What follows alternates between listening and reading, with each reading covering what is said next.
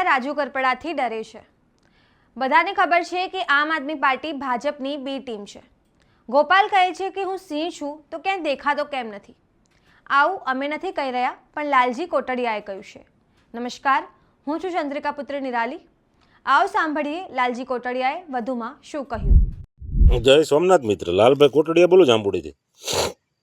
હવે આ બે દી તો સોશિયલ મીડિયામાં રાજુભાઈ કરપડા ને બગડાટી બોલે છે, બોલવા દો, બીજું તો આપણે તો શું કરીએ ને ભાઈ, સાચું છે તો હવ કે। રહી વાત એ કે આ જેણે રાજુભાઈ પગલું ભર્યું, બહુ વ્યવસ્થિત ભર્યું છે, હું તો એને ધન્યવાદ આપું છું કે આવા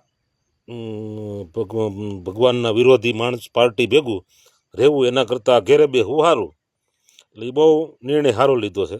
અને હવે આ બીજી તો વાત એ છે કે આ ભાઈ ગોપાલ આજ નિવેદન આપતો હતો કે રાજુ આમ છે, રાજુભાઈ તેમ છે, ભાઈ રાજુભાઈ કે બી ગયો ને રાજુભાઈ દબાઈ ગયો ને।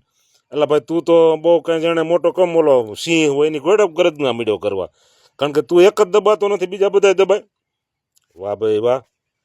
હા તો કેમ ભાઈ એટલા ઠેકાણા થયા તો કોઈ જગ્યાએ જાતો તો નથી, બહુ તાકાત હોય બરોબર છે તો પછી જવું જોઈએ ને આપણે, મોરે મોરો થઈ જવાય। કારણ કે તમે બેલા કાળમાં ભાગી જાઓ, કડદા કાળમાં તમે ભાગી ગયા, તેથી સવારને જવાનું હતું। હવે રાજુભાઈ બધી પોલ ખોલે છે એટલે ભાઈ તને તકલીફ મીડી પડવા, પણ એ વાતે હાસી છે, કારણ કે ભીં પડે એટલે તો આપણે ક્યાંય જાતા નથી, કારણ કે એટલી મેટેલું થઈ એમાં ક્યાંય ભાઈ તું કોઈ દી ક્યાંય નથી લઈને આમાં તને તારા માણસો એવા રાખેલા છે કે ખબર પડી જાય છે કે શું છે એમને નથી ખબર પડતી, બરોબર છે કે તું ભીં પડવાની હોય ને કે જાતો જ નથી। આ કડદડમાં ભીં પડવાની હતી બરોબર છે તો તને ખબર પડી ગઈ કે તેમ કહેતો કે હું રાજકોટ મારે મિટિંગ કરી, તો કાંઈ એક કરે બબે મિટિંગો તો કાંઈ ફિટ નહોતી હોય, બરોબર છે। એટલે આવી ખોટી વાતો કરવાનું રહેવા દે મારો ભાઈ। અને પાછો તું એમ કે અમારી ગરીબ પાર્ટી, અને તું તારી મોઢે જ આ સ્વીકાર્યું છે કે અમે કરોડો રૂપિયાના ખર્ચા કરીને મિટિંગો કરીને ત્યાં સમિયાણા કરીને ઓલું કરીને જમણવાર કરીને ફલાણું કરીને ઢીકડું પડી, તો તમારી પાસે પૈસા ક્યાંથી આવે ભાઈ? તમે તો ગરીબ પાર્ટી છો, તમે એમ થાય એમ કહો છો કે અમે ગરીબ પાર્ટી છો। આજ તે તારે મોઢે સ્વીકાર્યું છે કે અમે કરોડો રૂપિયાના ખર્ચા કરીને મિટિંગો કરી, વાહનના ભાડાનું ઓલું ભાડું બધું દો છો તમે। એટલે હવે તમે ફાઇનલ તો થઈ ગયું ને ભાઈ, તમે ભાજપ વાળાને ગોળે બધું દો છો, એ ફાઇનલ છે।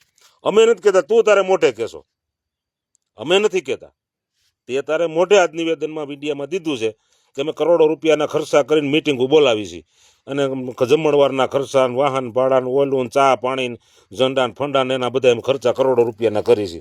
એટલે એ તો પાકું થઈ ગયું ને કે ભાઈ તમે ભ્રષ્ટાચારી તો સૌ ફાઇનલ છે, નકર તમારી પાસે કરોડો રૂપિયા ક્યાંથી આવે? તમે ક્યાં જ કાઢો કરોડો રૂપિયા, બરોબર છે।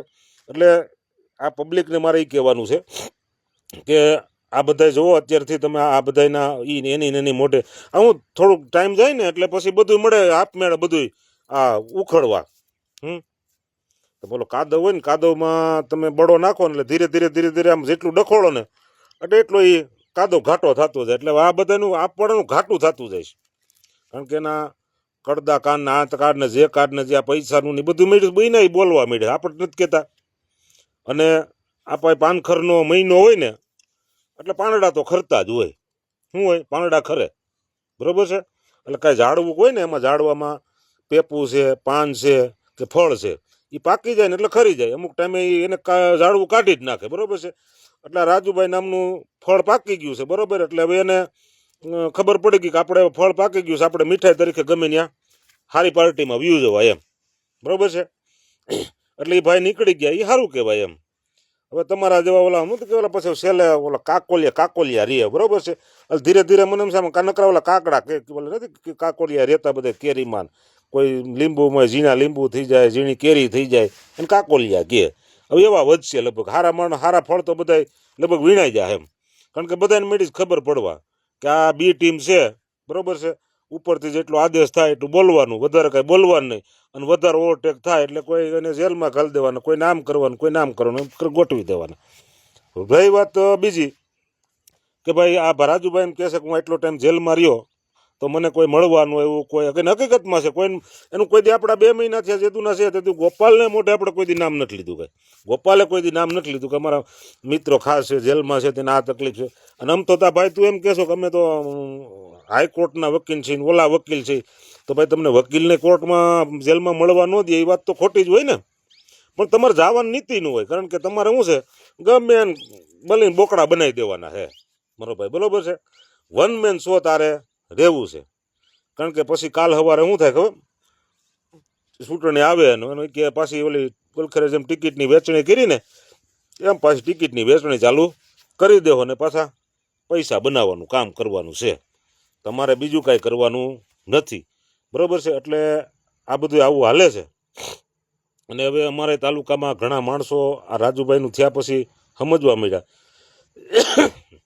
કે જો રાજુભાઈ જેવા માણસો આ લોકો એનું કોઈ માન મર્યાદા ન હોય અને એની પાર્ટીમાં નોંધ ન લેવાતી હોય તો પછી નાના કાર્યકરોને ક્યાંથી લેવા છે. એટલે મારા આ બધા જાયુભાઈ મિત્ર સર્કલને બધાને જો એટલું કહેવાનું છે કે તમે જોવો જાણો કે આ પાર્ટી છે ને આ એક ફૂગો છે, હવે મીડો ફૂટવા, સમજ્યા? ફૂગો કેટલીક ઘડી કેટલીક એમાં હવા હમાય, આમાં હવે હવાનું પ્રેશર વધી ગયું. શું થયું? હવાનું પ્રેશર વધી જાય પછી ફૂગો ફૂટે જ નહીં, કારણ કે આ મોટો ફૂગો થોડો છે, આ ઝીણકા ફૂગા છે આ બધા. આ શું કહેવાય? વાટકી કહેવાય, વાટકી, બરોબર. સમદર હોય ને એ સલકાય નહીં, વાટકીમાં તમને અડધો કળજો પાણી નાખો સલકાઈ જાય. એટલે આ વાટક્યું છે બધું, સમજ્યા? સમદર થોડા છે.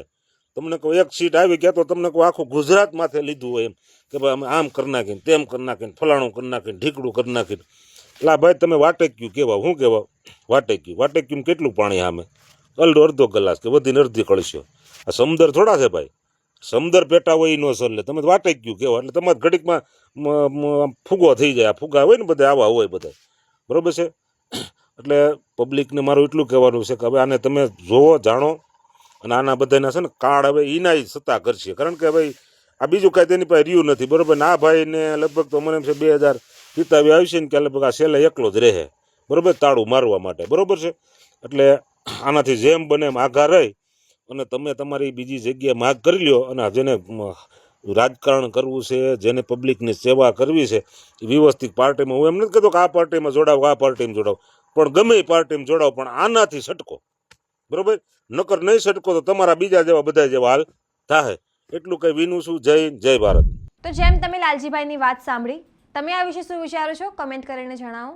અત્યાર માટે બસ આટલું જ. સમાચારને લગતી વધુ અપડેટ્સ માટે અમારી વેબસાઇટ www.gujaratplus.in પર પણ માહિતી મેળવી શકો છો. ધન્યવાદ.